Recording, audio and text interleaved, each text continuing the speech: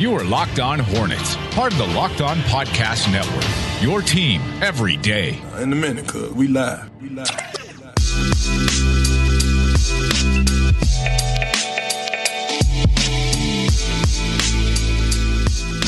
It's Locked On Hornets. We're part of the Locked On Podcast Network. It's your team every day. Thanks for making us your first listen. We're free and available on all platforms. That includes YouTube. You can follow us on Twitter at Walker Mail.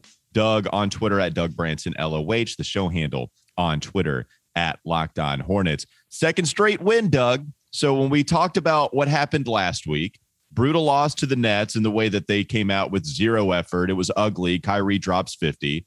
Second night of a back-to-back, they drop a game against the Boston Celtics. Jason Tatum goes for 44, extremely efficient shooting again.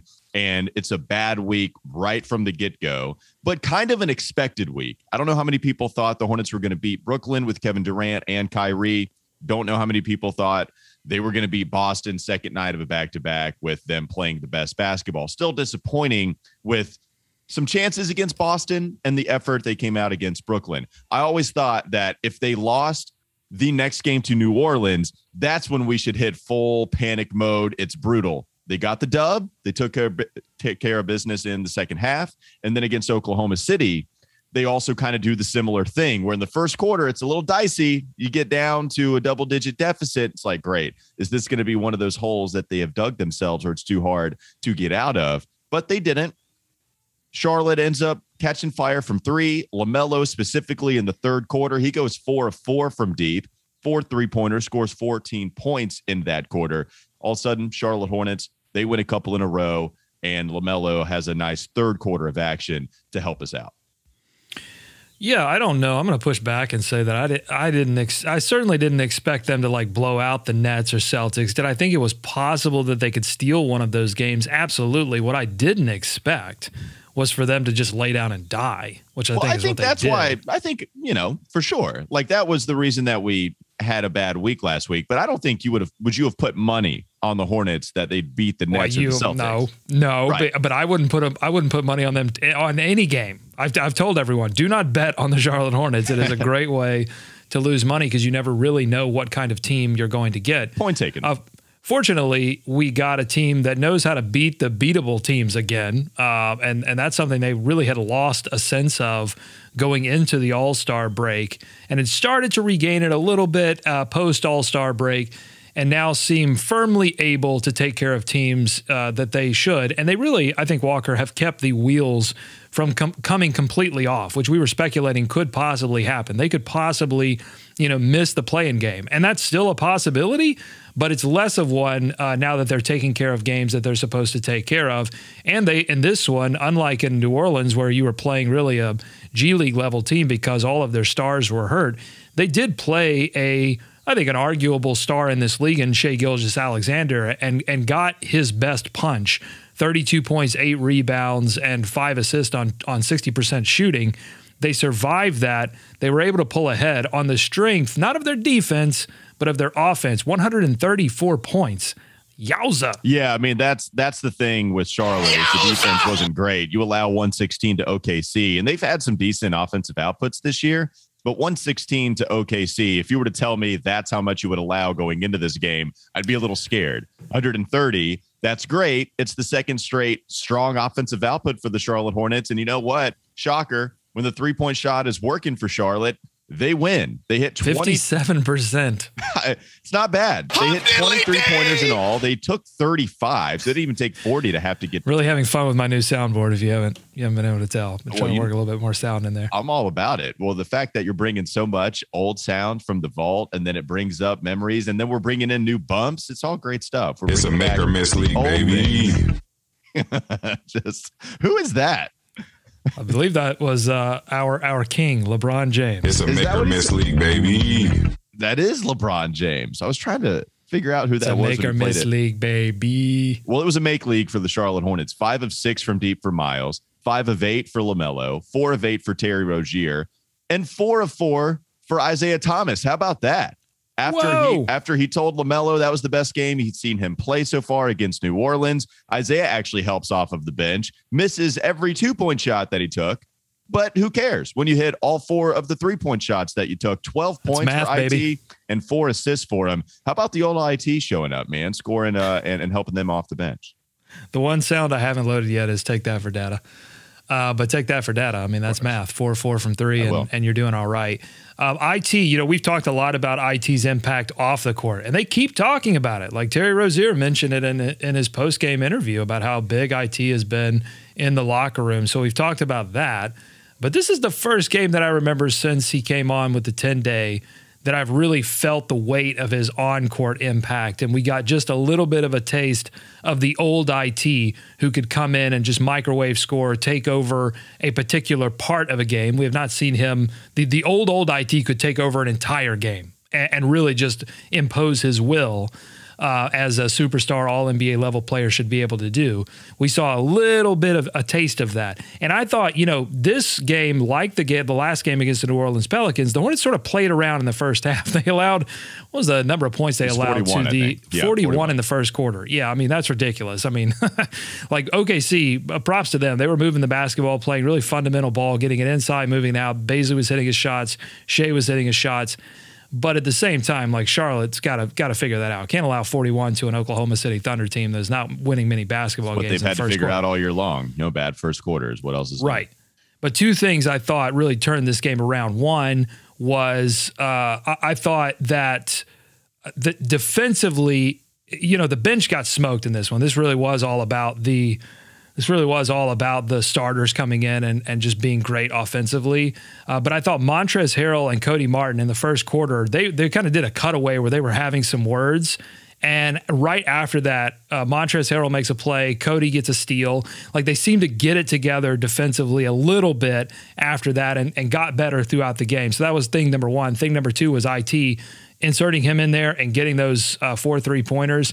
I mean, that got them back into the game. I mean, they were down 18 at one point. I mean, it really, that and LaMelo, the third big factor was LaMelo third quarter. It got so dicey. I mean, can you imagine, as we were talking about, it would have been bad had they lost to New Orleans. Same thing can be said if they would have lost to Oklahoma City. But it is all the 12 points that Isaiah Thomas scored in this game. They all came in the second quarter when he goes 4 of 4 from 3-point land. And he comes in, helps you out. The bench players didn't help in that little stretch that he had. Jalen McDaniels, 0 points. Montrez didn't score. Kelly Oubre didn't score. LaMelo wasn't even scoring. And then he comes in, he gives you a few assists, a couple rebounds in that second quarter. Finally gets some help from Terry right at the end. So Isaiah Thomas exits the quarter.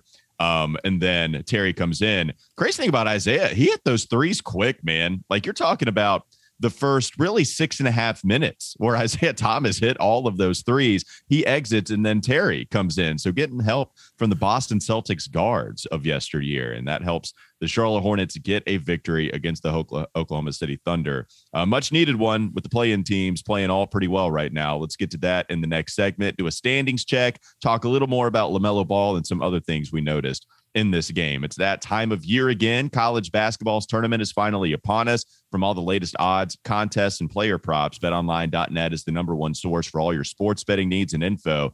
BetOnline remains the best spot for all your sports scores, podcasts, and news this season. It's not just basketball, by the way. BetOnline is your continued source for all your sport wagering information needs, including live betting and your favorite Vegas casino games. Head to the website today or use your mobile device to learn more about the trends and the action. BetOnline, where the game starts. Let's talk more about this victory. Look at some LaMelo stats, even on the season, coming up next. Locked On Hornets podcast. This is Locked On Hornets. Have you fallen out of love with Lonnie Walker yet, or are you still in love with him? I think there's still a chance. Yeah, I think there's still a chance. Yeah. I think he playing pretty well right now. It's time for more of the Locked On Hornets podcast. So LaMelo Ball last night, 4 of 4 from 3-point range, 5 of 8, 4 of 4 in the third quarter, 5 of 8 overall. That's where his offense came from. 7 assists for him, too. Another good floor game for him. Second one in a row, 7 assists to 3 turnovers for LaMelo. Great to see. 4 rebounds, 21 points. That finishes out his stat line. But if you go overall, what his field goal percentage was, little under 50%, going 6 of 13. Not bad. But then you look at the 2-point range for LaMelo, and that's where he's kind of struggled this year, finishing specifically at the rim, too. So he really goes 1 of 5 from 2-point range in this game, Doug. And the 1 2-point field goal that he hit was a really tough step back mid-range jumper, where he dribbles inside, takes a step back, and then nails it. Probably objectively not the greatest shot. I don't know where it was in the shot clock, but that was the shot that he hit, a tough shot, and nails it. The other ones at the rim didn't make any of those. Any shot that LaMelo hit came from like at least 20 feet out last night. And James Plowright put this stat out there, just looking at cleaning the glass. James Plowright can be found on Twitter at British_Buzz. He said, quote, quite remarkable how similar LaMelo's shooting percentages are from his rookie to sophomore year everywhere on the court. A lot of different variables both years, but ending up in the same place. And if you look at the worst part of LaMelo's game right now, it's finishing at the rim. He was 54% last year. This is according to Cleaning the Glass. It eradicates all garbage time stats. So 54% at the rim last year, 53% this year. He was in the 27th percentile in the league last year, just the 17th percentile this year. Everywhere else, he's at least average to even above average when it comes from 3-point range. He's 72 percentile in non-corner threes, 70 percentile in all threes. Good, right? I've talked about that a million times, but it's just finishing at the rim. That's what takes him to another level as a scorer if he can finish consistently. And right now, he's among the worst in the league at it. It's unfortunate. Yeah, and it is really the thing that you have to be the I tweeted take over LaMelo activated, and it was. In that third quarter he was dominating, but it really was with his 3-point shot. We've seen it rarely where LaMelo has really been kind of a 3-level scorer, and I don't know. He does so many things well with his pass that I'm not discounting the possibility that he could become a major star or a superstar in this league without, with having a, particular weakness in his game. Look at DeMar DeRozan. DeMar DeRozan is MVP, well, at least was an MVP candidate this season. Right. And he has a pretty debilitating part of his offensive game in that he can't hit threes. So it's not outside of the realm of possibility, but what happens because teams are scouting him and know that he's going to struggle to finish at the rim, they're going to start making adjustments. And his threes are deep threes, because he really I think he needs that room. He can hit them, and he needs that room, to get those open looks. So it's difficult, but again, he's 20 years old. I'm probably going to say that every show. He's got a lot of development left. He's hopefully can get stronger and make more of those shots at the rim and depend less on that floater, which tends to be inconsistent at best. Yeah, and LaMelo, I think, they're kind of like swooping. If you look last night at some of the shots that he missed at the rim, they're kind of, arcing, kind of this fluid motion rather than kind of going into the body and taking the contact. Let's see that again. I'm going to go close up here. Let's see that swoop. It's like ballet. So if you're driving, and then it is ballet. LaMelo is, it's a beautiful game to watch. Even the shots when they don't hit, swooping at the goal, but they miss. And I think now it's all about, LaMelo, I think, has the frame to put on pounds. It's not one of those guys it's not like Kevin Durant, who's never going to put on the poundage and you don't really care.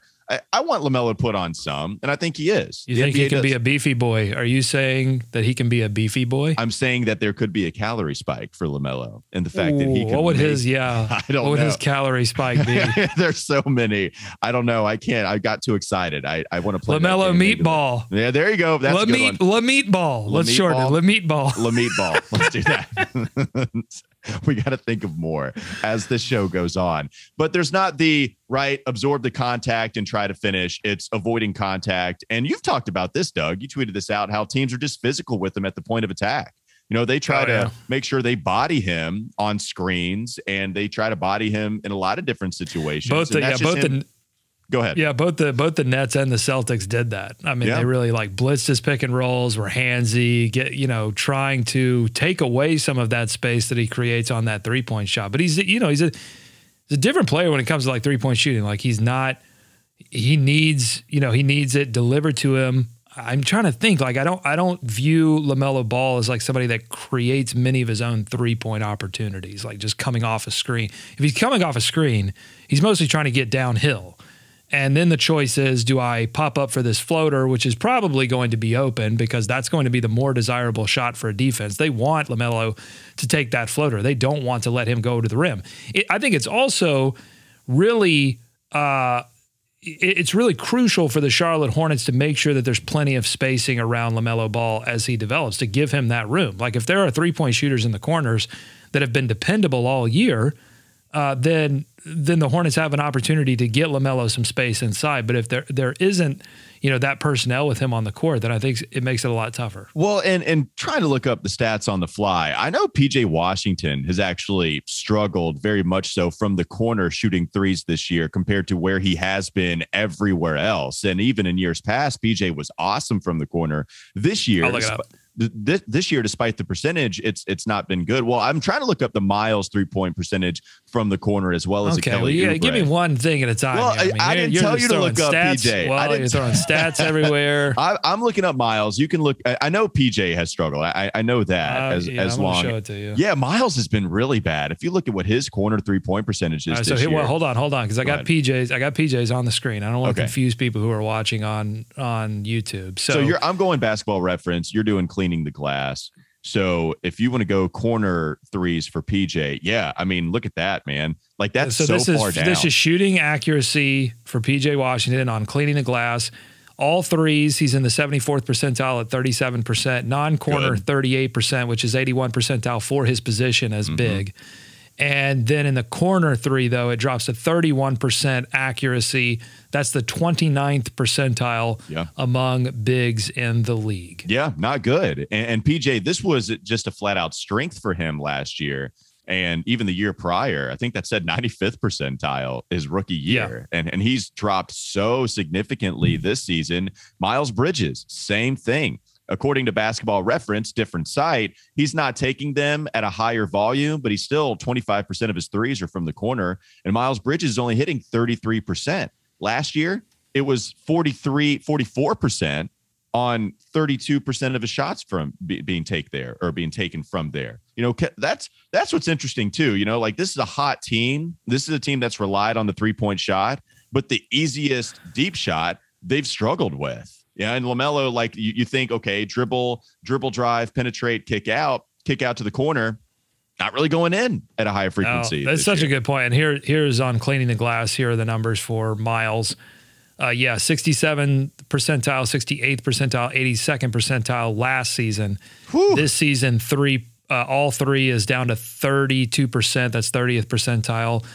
Non-corner, 32%. That's 33rd percentile. Corner three, it drops from 67th percentile to 35th percentile, 42%, 34%. And you have to factor in too that, I mean, there are drops in the percentages. There's no doubt about that. And then Cleaning the Glass also changed his position from big to forward because he really is playing kind of a 3-4 hybrid. What was playing forward according to Cleaning the Glass the 2 years prior, and it's still worse, and that's him. And, even Kelly Oubre, like, it's weird. I don't want to keep piling on, but at the same time, it's just interesting. Kelly Oubre shot 39% from the corner last year, even in that season where he got off to like the worst start in NBA history. This year, shooting 33%. I mean, the Hornets, they've got so many different guys that they've relied on that have not hit threes at an acceptable rate, especially for a team that relies so much on the three and actually has a pretty good percentage overall when you look at a lot of different players.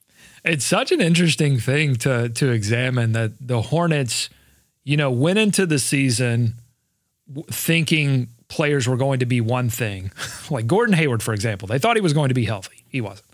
They ran him into the ground too, by the way. Like they played him every second they could. And they said they weren't going to do that. They knew that this was a possibility and they did it anyway. And I think part of that was the fact, I'm going to say it again for the people in the back, it came into the 2021-22 NBA season without a big rotation. Like without an NBA quality big rotation. It's absurd. It was malpractice. Well, and he's the only player that all this stuff cascades down into how the rotation played itself out early in the season, and it's having effects on late in the season. But let me just say this real quick. Yeah, good. So they had players that transformed.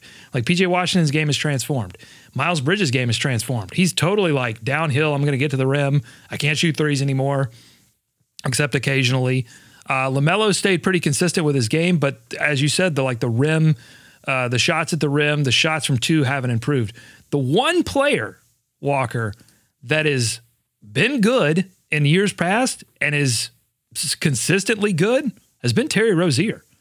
Like Rozier, in terms of his scoring, it has gone nowhere. I mean, he has been, and I'll say this too, had Terry Rozier not had the struggles early in the season because of both the ankle injuries, I mean, I think the Hornets would have had 2 All-Stars instead of 1. Yeah, I mean, it would have been tough to crack that group of players, but even with him struggling for a while, the percentages have caught back up with the way that he's been playing here recently. That is somebody that has, the corner threes are down for Terry, but that's because they were sky high last season at 45%. This year, they're 40. So you'd like to see that get a little closer, but I guess it still does kind of contribute though. If it dips 50 percentage points, no matter if it starts from a crazy high starting spot, like that's still a lot. That's still a big decrease, and you can still rely on him. I don't want to say anything like that, but it's still a decrease that probably hurts your idea of what this Hornets offense can do coming into the season, and then them not living up to it. And it just goes to show you that at the end of the day, It's a make or miss league, baby. Thank you, LeBron, for taking us to the next break. Let's talk about RockAuto.com. This episode is brought to you by Rock Auto. With the ever-increasing numbers of makes and models, it's now impossible for your local chain auto parts store to stock all the parts you need. So why endure often pointless or seemingly intimidating questioning? You don't have to do that anymore. Save time and money when using Rock Auto. It's a family business serving do-it-yourselfers for over 20 years, and the prices are reliably low for every single customer. Go to rockauto.com right now. See all the parts available for your car or truck, right? Locked On in their How Did You Hear About Us box, so they know that we sent you. An amazing selection, reliably low prices, all the parts your car will ever need. Visit rockauto.com. Also want to provide a message from Camp Lejeune for listeners who served in or worked for the United States Marine Corps, have family or friends you might have. I wanted to notify you of an available resource. From 1953 to 1987, personnel assigned to Marine Corps Base Camp Lejeune were potentially exposed to contaminated drinking water. The Marine Corps has since partnered with health agencies to conduct scientific studies to assess impacts from these potential exposures, and they are working to keep those Marines, their families, and civilian employees informed with updates and resources available to them. If you or someone you know may have been at Camp Lejeune during those years, please consider registering with the Camp Lejeune Historic Drinking Water Notification Database. You can learn more and register at www.marines.mil/CLwater. That's www.marines.mil/CLwater. One more segment to go. We'll clean up some of the other things we noticed in this game and do a standings check. Always got to check in on those standings coming up next on the Locked On Hornets podcast. This is Locked On Hornets. So wait a minute. Do we value players that forget plays all of a sudden? I thought we loved LeBron James because he remembered he could cite to you every single play from every game he's ever played in. Now all of a sudden we like players who have no idea what happened on the previous play. I don't think you want him to play scared, right? It's time for more of the Locked On Hornets podcast.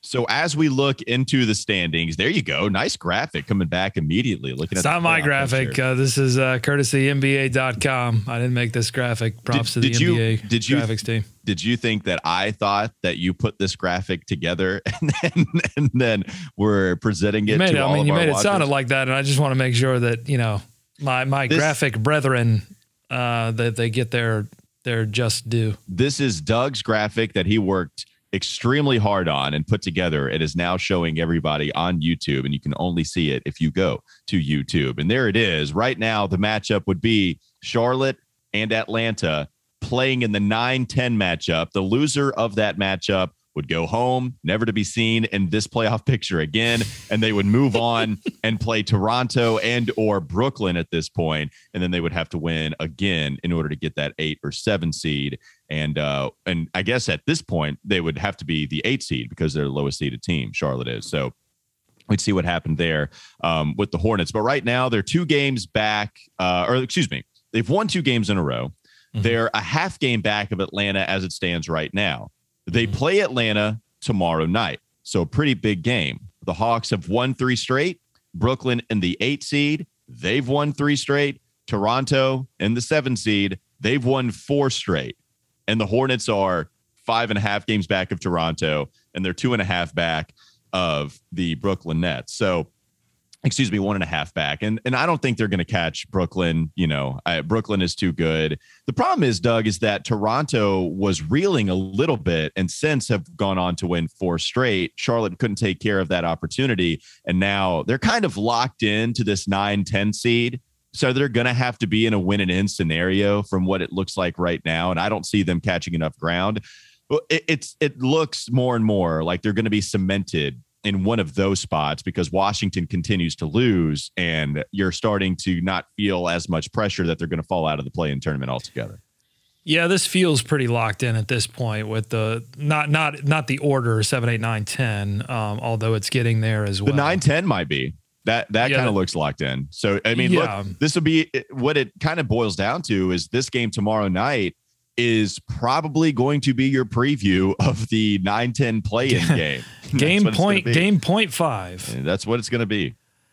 Yeah, I think so. So it's extremely important. I mean, but the Hornets need to get healthy. So still need to get Gordon Hayward back. So if he's not back for this game, which it's highly doubtful that he would be, then we still don't know exactly what that matchup's going to look like. I would say a couple of things, man. One game under 500 normally would have been good enough for the 8th seed in the Eastern Conference, but you have so many teams that have been so awful, and the East has generally been better this season.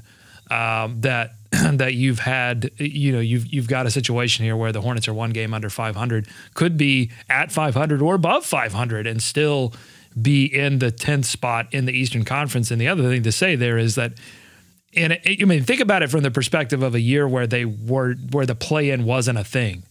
We'd be looking at this a lot differently, right? We'd be saying like the Hornets in the 10th slot doesn't even look like they can get to 8. It's a good point. This is a pretty disappointing season overall. It's a great point. And that's what the play-in has done. It has allowed you to completely shift what you consider success and what you consider a complete failure. And you make the point in the East, usually a game below 500 would get you that 8 spot. It's exactly what that would have done last year. Boston actually finished as the 7 seed, 500, 36 and 36. Washington was 34 and 38, and they were the 8 seed. At least at the end of all of this, and the Charlotte Hornets just a game below, they would have been that 8 seed. If you go back to 2019 and 2020, a game below 500, that would have actually got you the 7 seed.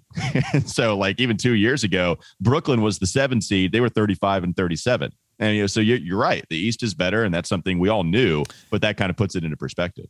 And it's really incredible that the Hornets have played the second most overtime games in the Eastern Conference, second only to the Indiana Pacers with 8 games. The Hornets have played 7 overtime games. The Pacers are at 4-4 in those overtime games. The Charlotte Hornets, 7 overtime games, 0-7 this year in the crunchiest of times. I mean, can you just get 3 of those? Can you not even get to 50% and get 2 games above 500? And at that point, you're talking about being ahead of the Atlanta Hawks and at least being within striking distance of Toronto, at least having some kind of shot at them a little more so, but you're not. Instead, they are, they are 5.5 back of the Toronto Raptors in that 7 seed.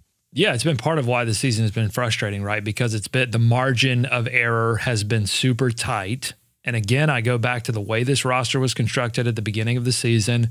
It made that margin of error a lot tighter. And the Hornets have not been very detail focused when it comes to the defensive end of the floor with transition defense, with half-court defense.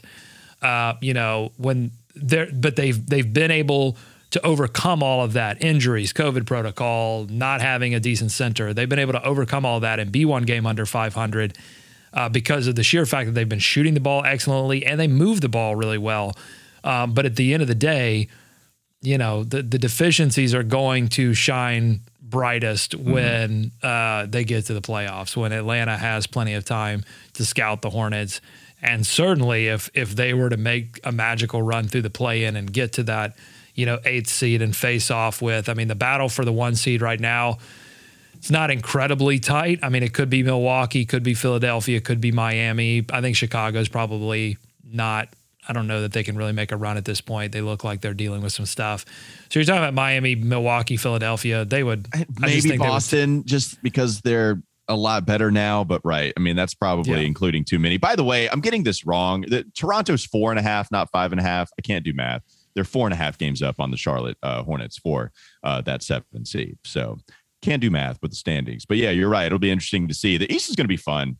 Just how wide open everything is. The NBA Finals might be that way too, even with Phoenix playing as well as they are. But the Eastern Conference, that's going to be such a fun playoff picture to see exactly how that all plays out. But you never know. Gordon Hayward could get back and completely transform the way this team plays offense and plays defense and could give them a boost. Jalen McDaniels could remember. Rusty. Yeah. Jalen McDaniels rusty. He's going to. He's going. I believe that he will eventually remember what made him great this season. He's obviously struggling right now. So if you get those two things going in the right direction, I'm not completely counting them out. I just need to see some evidence. Are you saying there's life? Hey, before we end today, that seems like a cold take, Doug. I want to put that through the hot take machine. That seems pretty cold. We have to explain this. We have to explain this to long because we get new listeners all the time. Every show is new listeners, new viewers on YouTube. So we have to explain the hot take machine. So we developed with a team of sports scientists, we developed the hot take machine many years ago, and it was so hot, it was so volcanic, it was so dangerous that we had to put it away for a while. We had to stick it in a contain one of those containers that they put like used nuclear material. That's right. That's how hot this machine was. And but the way it works is when one of us gives a lukewarm or cold take, like I think you fairly accuse that take of being a little cold, a little lukewarm, a little on the fencey. Mm-hmm. We have this machine, and I've gone into the bowels of Locked On Hornets headquarters, and I've gotten past all of the security that we set up to protect people from the hot take machine. Well, you have the key. You're the only one that holds it. Yeah, it's true, but we did hire a team of security to make sure that, to protect me from myself, but I've been able to get past all the security. I've gotten the hot take machine back. I have it in our possession. It's sitting under my desk right now. I use it as a leg warmer. Pretty dangerous. It does. Mm-hmm. Yeah, it just emanates. Yeah, it's probably I had my one child, and I think that's probably going to be it now that the hot take machine has been sitting so close to my and it's like Stephen A. Smith is yelling at your crotch constantly is what that placement. That if you could, exactly. If you can imagine that, if you can just imagine Stephen A. Smith underneath my desk yelling directly into my crotch, that is what the hot take machine is. So I have the machine down here. I'm going to bang on it. That's the hot take machine. Please don't bang on it. Do anything with that. It's going to blow up. All right. So what was my lukewarm take? Your lukewarm take was that Jalen McDaniels, you think he is going to realize how to get back to the player that he was that helped this team so much, and that Gordon Hayward comes back healthy, makes a significant impact on this team. And the cold part was you're not saying that they're going to climb up the standings so much so, but just watch out. You were just basically putting us on notice. And I feel like that was lukewarm, and you should run it through the hot take machine. All right, here we go. Let's run it. Do y'all? I challenge anybody in this country. All right. That ding means. All right, pull out the piece of paper. What did the hot take machine come up with, Doug? All right, the hot take. How hot is it? Ooh, be careful. Get an oven mitt.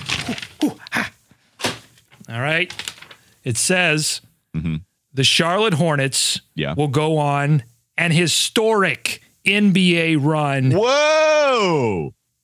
To not only get through the play-in, but LaMelo Ball will turn on the superstar gene and get them past an historic upset, 8-1. Doesn't happen very often. Has happened, but doesn't happen very often.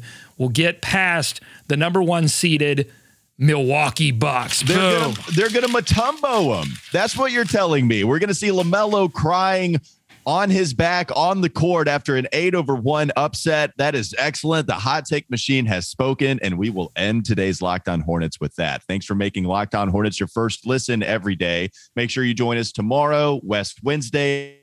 Going to be hopping on with us.